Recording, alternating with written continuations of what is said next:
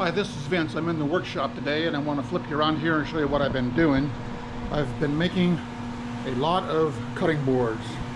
These have all been sanded through the wide belt sander and are ready for some finish sanding on the edges. You can see on these wider, thicker boards I've put in some finger grooves to lift them, make them easier to lift up over on the shaper.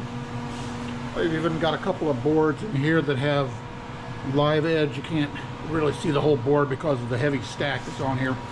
But I've had a few issues that I wanted to explain before I start showing you some sanding. If you look closely at this board, I put on some CA glue. It turned out that after I sanded it, I realized there were some tiny wormholes. Now with the finger grips, this is upside down, so this won't show. The other side will be the side that's up, but even this side had a slight defect that I was able to fill with CA glue. I think you can see that there coming down. And on the bottom excuse me, on the bottom is the wormholes. I filled that with CA glue as well. But once that's been sanded, finished, and tung oil, coated with tung oil, they'll be as useful as any of the other boards. They won't be as perfect. And again, nothing's perfect. So here is the stack of boards that I'm going to be working on in terms of sanding with my Festool Rotex sander. First thing I do is I look at the ends of the boards and make sure that it's got no defects. When I run my finger across the board here, I can feel that it's rough, so the sanding is going to fix that. But let me show you over here a board. I've had about 4 boards that had a defect that it's not really fixable. So if you look on the end of this board, for example, I've written the word cut and made a pencil line here, and you can see right here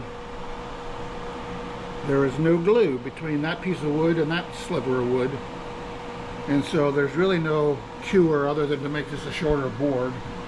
And so that board will go on top of these 3 other boards right here that have the same issue. There's a slight issue with lack of fill that didn't become obvious until I had gotten to that point in sanding. Here's a piece of a board that did have a similar problem that I had to cut off, and you can see here,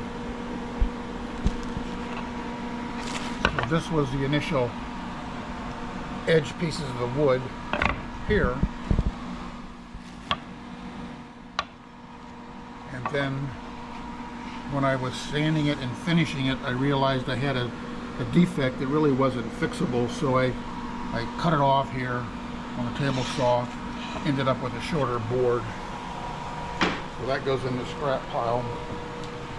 So there's a number of boards that have defects that I'm finding as I get to this point in sanding that I have to rework.